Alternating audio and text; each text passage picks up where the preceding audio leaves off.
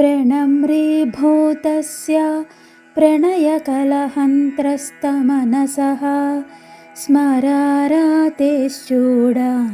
नियतिगृहमेधिः मकरः ययोः सान्ध्यां कान्तिं वहति सुषमाभिश्चरणयोः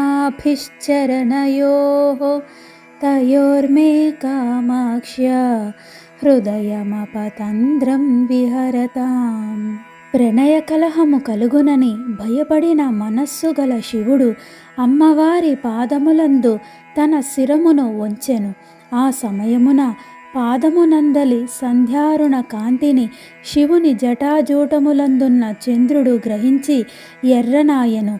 అంతటి ఎర్రటి అమ్మవారి పాదమునందు నా హృదయము సోమరితనము వీడి విహరించునుగాక. అమ్మవారితో చిలిపి కయ్యమేదో సంభవించిన కారణంగా శివుని మనస్సు భయపడినది.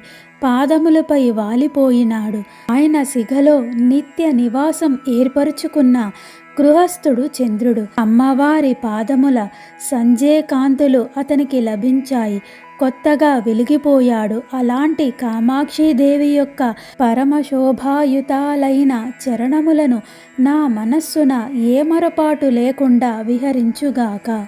నమస్కరించిన ప్రణయ కలహము కలుగునను భయపడిన మనస్సు గల మన్మథ విరోధి అయిన శివుని యొక్క జటాజూటమునందు నియతముగా నుండు గృహస్థుడైన ఇంద్రుడు వేణి యొక్క సంధ్యాకాలికమైన కాంతిని ధరించినచో కామాక్షి యొక్క ఆ శ్రేష్టమైన కాంతులీను పాదముల యందు నా యొక్క మనస్సు సోమరితనము లేకుండా విహరించునుగాక.